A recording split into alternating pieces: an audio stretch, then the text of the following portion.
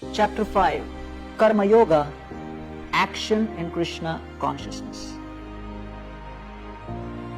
We are active beings constantly making plans for the future. Our thoughts manifest in actions, repeated actions from habits. Those habits make up our character, and that character determines our destiny. As Teilhard de Chardin famously commented, we are not human beings on a spiritual journey, but rather we are spiritual beings on a human journey. Every journey starts with a step, and in chapter 5, Krishna explains how to take steps in the right direction. There are steps leading to further entanglement in worldly complexities, but there are also steps leading to a life of liberation, freedom, and tranquility.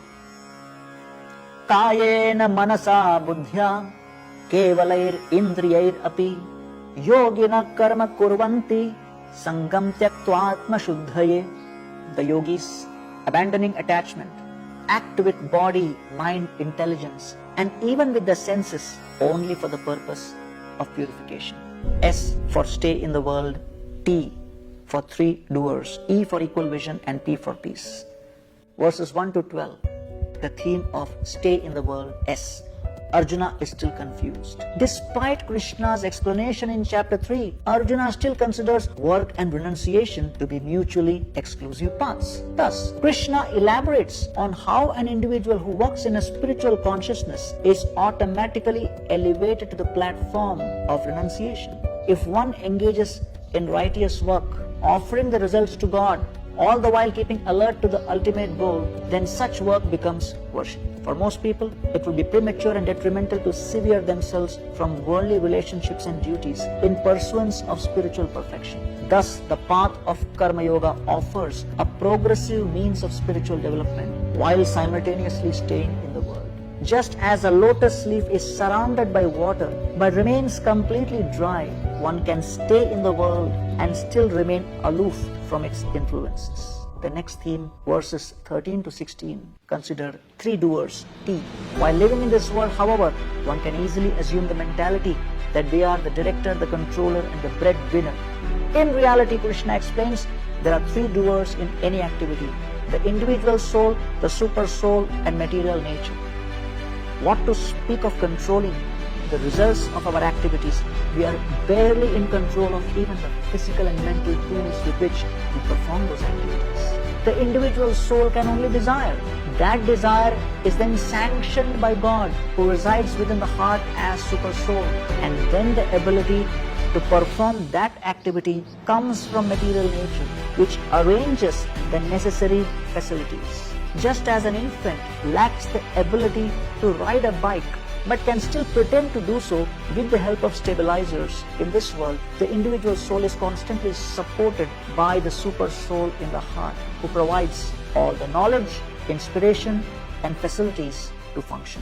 The next, verses 17 to 26, the theme is that of equal vision, E. Since the super soul resides in every living being, the advanced spiritualist is able to see every life form, be it a plant, animal, or human, as a temple of God. In this way, utmost respect is given to every living being. Different bodies with different qualities are produced according to one's past actions, yet each entity is of the same spiritual quality. Thus, the spiritualist is not only free of racism, nationalism, ageism, and sexism, but also speciesism. Verse 29 speaks of P or peace. This chapter emphasizes the temporary nature of this stay in this world. We come into this world with nothing, and we leave with nothing. In the interim, our claims to proprietorships and attachments to various objects create fear, insecurity, and conflict. Change is a constant theme in this world. Our relationships are changing, the environment is changing, our possessions are changing, and our desires are also changing. To the extent that we develop a sense of detachment and understanding the Supreme Lord to be the proprietor and ourselves as simply caretakers, to that extent we can experience a sense of peace within. Interestingly, it is this inner peace that brings about global peace. A community of individuals who are free from attachment, greed, envy and covetousness is what this world really needs. Bhoktaram yajya tapasam sarvaloka maheshwaram suhridam sarvabhutanam gyatva shantim richhati. A person in full consciousness of me, knowing me to be the ultimate beneficiary of sacrifices and austerities, the supreme lord of all planets and demigods, and the benefactor and the well-wisher of all living entities, attains peace from the pangs of material miseries.